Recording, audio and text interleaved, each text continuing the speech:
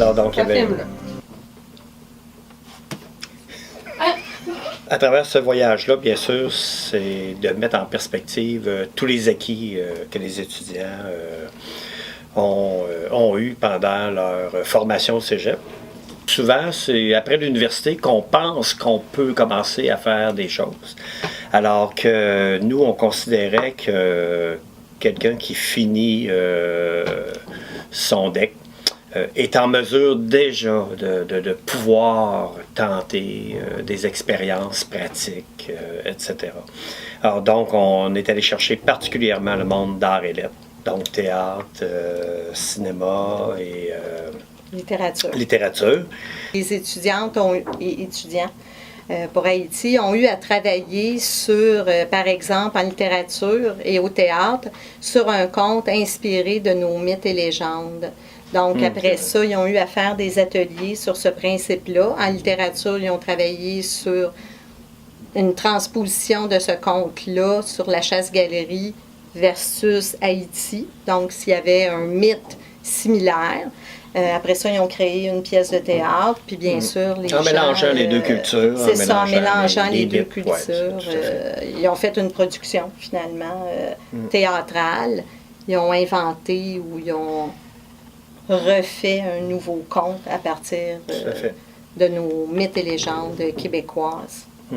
Puis là, et aussi, bon, il y avait l'association, une association culturelle avec qui on est entré en contact, avec laquelle on a échangé sur la culture. Donc, c'est ça l'endroit où on a choisi de rester à Pondichéry est tout à fait en continuité avec le projet, en ce sens qu'on réalise que les propriétaires de cet endroit-là œuvrent vraiment dans le milieu là, communautaire, sont impliqués dans différents projets, entre autres dans des écoles du coin, avec l'orphelinat, effectivement. Donc, ça, c'est intéressant, là, cette implication des propriétaires. Au départ, il y avait vraiment l'idée de triptyque. C'est pour ça qu'on s'était dit Haïti, français. Ensuite de ça, on avait pensé, bon, peut-être Maroc, ou alors, là, l'idée est venue aussi des étudiantes de finalement avoir comme deuxième point de chute l'Inde. Bien sûr, à ça s'ajoutait les colonies françaises. Ça, c'était un point de départ qui était important. Il y avait aussi l'idée de pouvoir travailler avec des religions différentes. Alors, Haïti, bon, bien sûr catholique, mais aussi son côté vaudou. En Inde, bien sûr, particulièrement l'hindouisme. Et là, on verra à l'avenir. On pense à un pays musulman qui pourrait se rajouter à ce niveau-là. Je pense qu'on voulait aussi amener les étudiants à vivre une expérience en dehors des chemins battus, là, en dehors des grands créneaux occidentaux qui sont habitués d'explorer à travers leurs études. Le carnet de voyage qui va mettre en perspective l'utilisation des 5 sens. Oui, des 5 sens. Puis, encore une fois, les filles vont travailler en lien avec leurs différents profils. Mais ça n'exclut pas des collaborations là, interdisciplinaires.